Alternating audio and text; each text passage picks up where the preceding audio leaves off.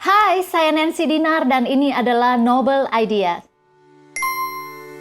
Tidak semua anak gifted memiliki prestasi tinggi dan berkarya ekstraordinari.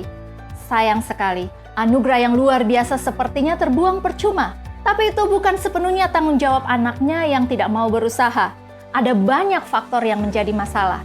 Dalam satu acara TED Talks, Tom Weisner, profesor antropologi dan psikiatri UCLA, mengatakan bahwa apa yang paling penting pada perkembangan anak adalah lingkungan di mana dia dibesarkan. Lingkungan seperti apa sih yang diperlukan seorang anak gifted agar bisa berprestasi tinggi dan menghasilkan karya ekstraordinari? Lingkungan tempat anak gifted dibesarkan tidak lepas dari keluarga dan sekolah. Seorang anak menghabiskan sepertiga harinya di sekolah dan sisanya dalam keluarga. Giftedness itu seumpama bibit unggul. Meskipun bibit unggul tetap membutuhkan tanah dan iklim untuk tumbuh subur. Keluarga itu seperti tanah di mana anak gifted bisa tumbuh. Tanahnya baik, maka anaknya juga akan bertumbuh dengan baik. Penelitian dari Paula Olszewski-Kubilius tentang the role of the family in the talent development menemukan bahwa beberapa korelasi antara peran orang tua dan keberhasilan anak, yaitu level pendidikan orang tua akan sangat kuat korelasinya dengan keberhasilan anak mereka. Orang tua yang berpendidikan tinggi akan mewariskan sikap atau school attitudes mereka ini kepada anak-anaknya.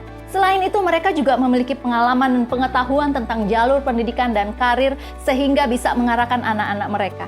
Faktor lainnya adalah status sosioekonomi orang tua memiliki pengaruh yang cukup kuat. Logikanya sama dengan pendidikan, bahwa orang tua yang sukses dalam karir, mereka akan menaikkan standar sosial ekonomi mereka. Sikap dan nilai-nilai mereka seperti kerja keras, disiplin, pantang menyerah akan juga diwariskan pada anak-anak mereka. Hal ini terutama jika orang tua mencapai semuanya itu dengan usaha mereka sendiri. Bukan hanya itu saja, tindakan atau sifat orang tua juga akan diturunkan pada anak-anaknya. Banyak yang setuju bahwa temperamen adalah bagian dari nature.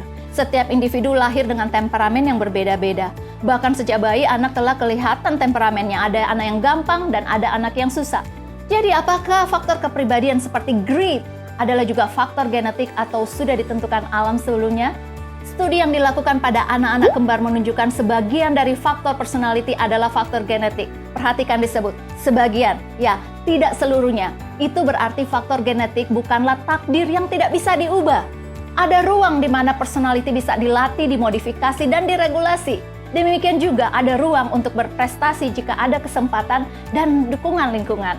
Seorang anak bisa saja dilahirkan dari orang tua yang tidak berpendidikan tinggi. Namun ketika diberi kesempatan untuk belajar, ia bisa lebih sukses dari kedua orang tuanya. Penyebab dari tingkat pendidikan rendah seringkali karena faktor kesempatan dan keberuntungan yang tidak tersedia di masa lalu.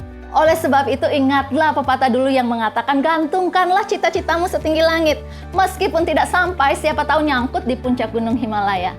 Selanjutnya, bagaimana dengan peran sekolah, tempat di mana anak-anak banyak menghabiskan waktu mereka dan membangun sosial interaksinya?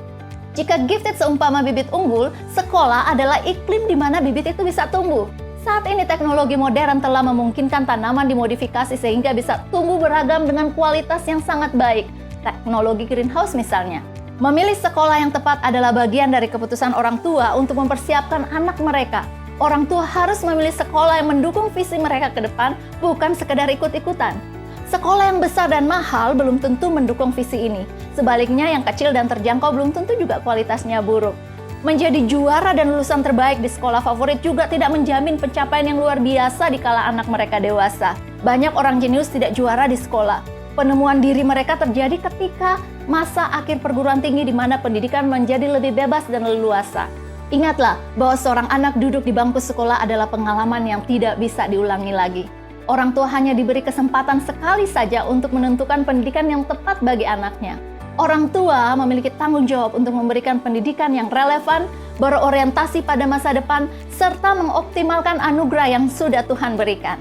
Next, ikuti terus episode Noble Idea selanjutnya.